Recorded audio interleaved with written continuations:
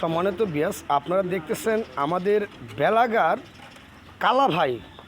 হ্যাঁ, কেন্দ্রিক একজন শ্রমিক ছিল, কারণ ধানের মেলে কাজ করেছে। আপনারা এই যে আমাদের উপজেলা চত্বর নাইট যমুনাতে দীর্ঘদিন যাবৎ ধানের মেলে কাজ করছে। আজকে এই ধানের মেল নাই, এমনকি এখন সিটি হাসপাতাল হয়েছে এখন। আর এই কালাবাই এখন বর্তমানে দুর্বল হয়ে গেছে।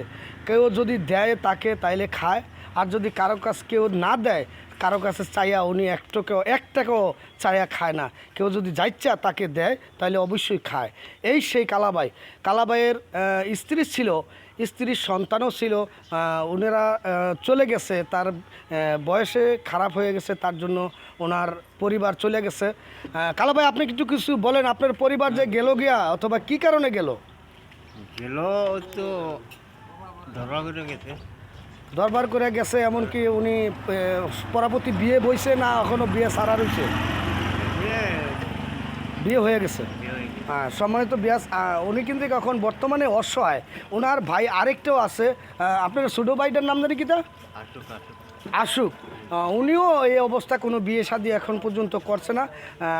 এই রাস্তাঘাটে হাঁটে, আর কেউ যদি দেয় তাহলে খায়, আর যদি কেউ না দেয় তাহলে না খেয়ে থাকে।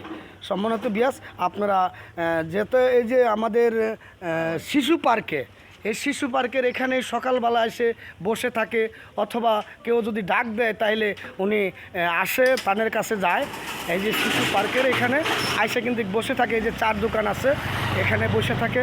ওনাকে সবাই একটু হেল্প করবেন, এমনকি সবাই একটু সাহায্য করবেন, কারণ উনি এখন কাজ করতে পারে না। ধন্যবাদ সকলকে।